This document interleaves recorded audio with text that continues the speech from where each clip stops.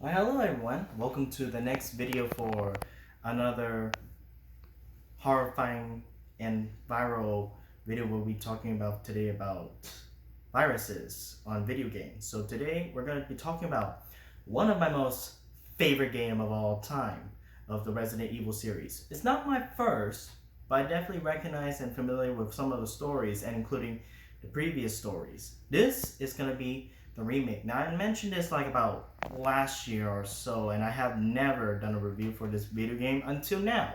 Well, actually I was supposed to do it on Halloween, especially from my previous video on Resident Evil Origin Collection. But now's my chance, especially since we're living in a hard times with COVID-19, and I'm hoping for all my viewers and all my kaiju fans out there to stay safe and to stay strong. We're all in this together. And for those who are bored, if you want to play something horrifying or to fight off the viral stuff or T-viruses, well, you're in luck for today. And we're going to be talking about my favorite remake, Resident Evil 2. Resident Evil 2 takes place 3 months. I believe it was 3 months. Actually, was it 3 months? Actually, I'm sorry. About maybe somewhere 2 months after Resident Evil 1. If I'm correct, Resident Evil 1 takes place on July of 1998. This is sometimes at September 1998, like during I believe 28, 29, or 30th, and then it closed on October 1st, which we will talk about that later. So anyways, Resident Evil 2 takes place after Resident Evil 1. The main focus of the story is Leon S. Kennedy, the rookie cop who just suddenly become part of an RPD's new rookie until bad things have happened. Something has happened to Raccoon City. Then he met Chris's sister, Claire Redfield, who she's actually looking for him to see how he's doing, of course. But of course, all breaks loose with all zombies everywhere, horrifying monsters all over the place. And they found themselves trapped in the Raccoon City Police Department to find out and uncover what is happening. So, what do I like about Resident Evil 2? I like how the zombies are tougher. I like the zombies are scarier because that's what captures Resident Evil. Now, I know there were some previous games before this one. It was like beat the zombies, action packed, and which makes the zombies less scary, which is understandable.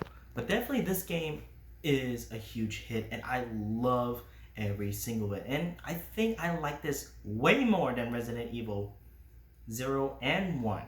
Now, were there any problems I had with this game? I probably would say maybe the storyline of it, but it's not something bad. Now, what I mean is, for example, so there were like at least 2 different scenarios. You got Leon that was able to get into the RPD before Claire, or vice versa, or switch. And then we get to play from their different perspective, which makes the game about almost 9 hours long or so, depending on how fast you play it. Sometimes even longer, which you should take your time to play, find resources, and don't rush into it.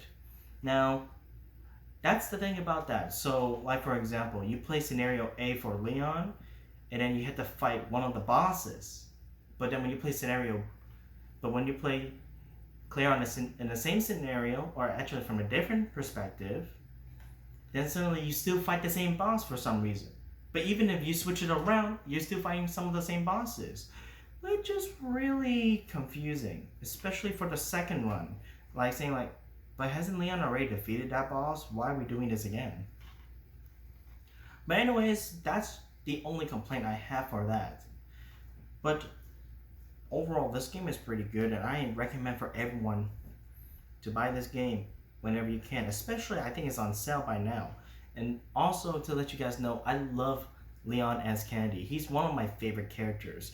A little bit more than Chris Redfield, of course. And I know many people will probably say like, no, Chris Redfield's better because he's the original. I like Leon because he's like the coolest guy, and he's like, I think in a way my idol. Sometimes you see my hair kind of looks similar to him, especially from my previous video where I was actually Leon S. Kennedy. The only thing is I did not dye my hair blonde, or if I didn't have a blonde hair wig.